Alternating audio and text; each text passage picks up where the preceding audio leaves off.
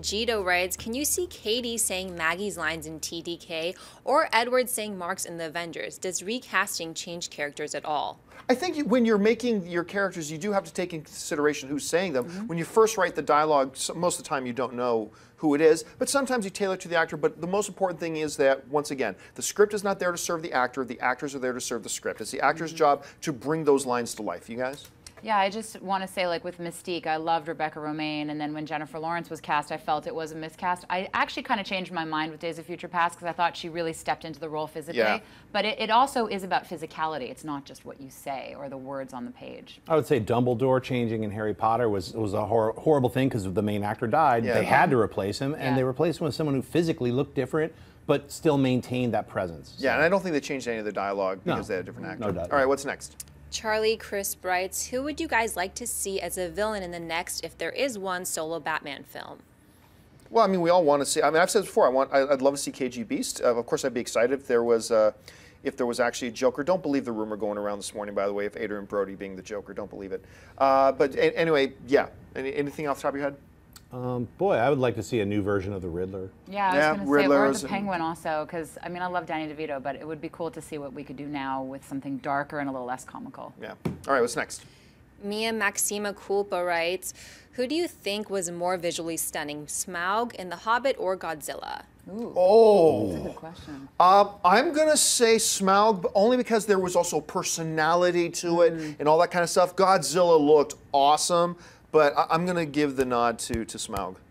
I say Godzilla just because it's Godzilla. And yes, I don't know. Let them fight. I'm going to say, like, I'll go with Godzilla, even though I like the movie less than the Smaug, the Lord of the Rings Smaug movie.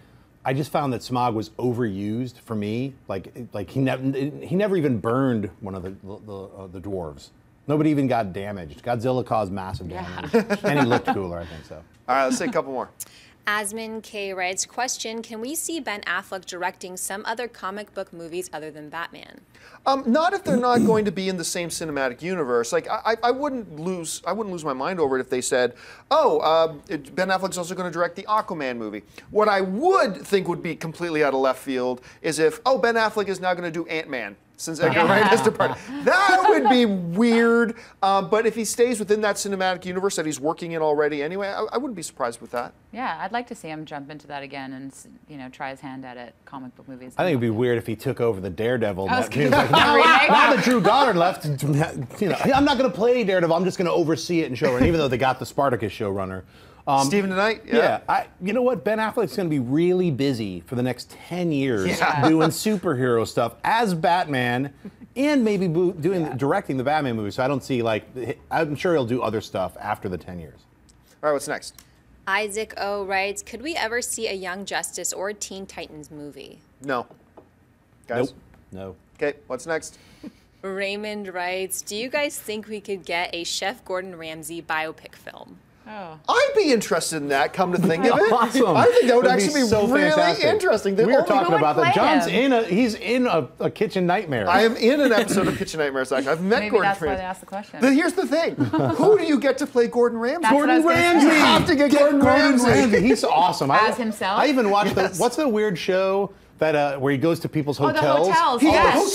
Hotel Hell. Nightmare. Hotel Hell. So good. That was my girlfriend was like, you know, there's canceled another. after like so what 7 would the episodes. tagline It's be? canceled? Like, Gordon Ramsay, why did he get so mean? Like, why did he become mean? Like, what's his origin? Gordon Ramsay hyphen you bloody idiot. Or something like that. Chef from Hell. Chef from Hell. No, he's awesome. I love Gordon Ramsay. If you've never seen a Gordon so Ramsay, just watch mean. any those hotel ones are great. I didn't know it was canceled. My girlfriend Holly was like, "You got to watch it. You didn't know about these?" I think I watched all 8 of them. I was like, "I want more." Yeah. I actually stayed in one of the hotels in San Diego that he talked about. Like, really? yeah, I really did, and you can see the differences that they made and all that kind of stuff. He's such a vivid, wild, loud personality. But then my wife has watched some of his cooking videos online.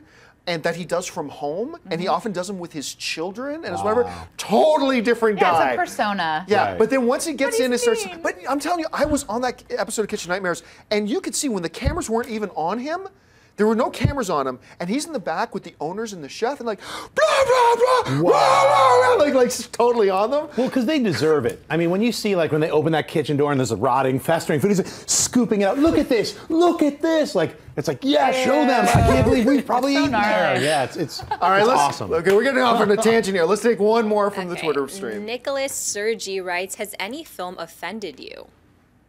The one film that's offended me, look, art is art, and I tend not to get offended by just about anything. The only film I've ever been offended by, and a lot of people haven't, they think I look at it the wrong way, and that's totally cool, I accept that. But for me, was the Johnny Knoxville film, where he plays, no, where he played the Special Olympian. Why am I forgetting? I just had the name of it off the tip of my tongue. You know the film I'm talking about. But that I understood what they were going for was to portray special needs people in like a really positive, normal light. And I understand that the joking in it was meant just to make some of the characters look stupid, make Knoxville look stupid for the attitudes. But to me, it came across as offensive. Yeah. I was really uncomfortable with it. And that's one of the only 3 movies in my life I've actually walked out of.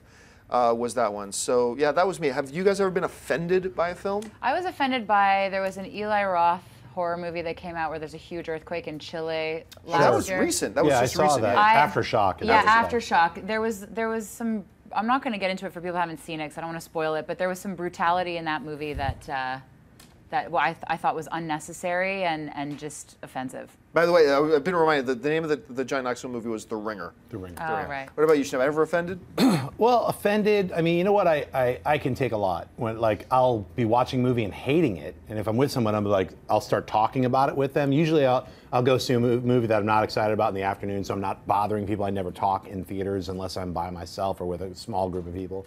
But I think The Counselor was the most recent one that I was like. That's a good one. I was sitting with Holly, and I was like, I can't believe how much this sucks. It was halfway through the movie. It was me and like Holly, an old person in the background, like maybe half sleeping. But yeah, I was actually, we made it through. I didn't walk out. But I usually don't, I try not to walk out on movies because you never know. Yeah. But pretty much you're pretty sure like, oh, this is trash. So.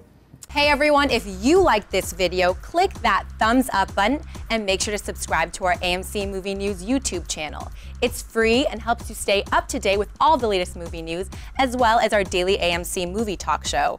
Also, make sure that you follow us on Facebook and Twitter to stay up to date with all of our special promotions, contests, and prize giveaways.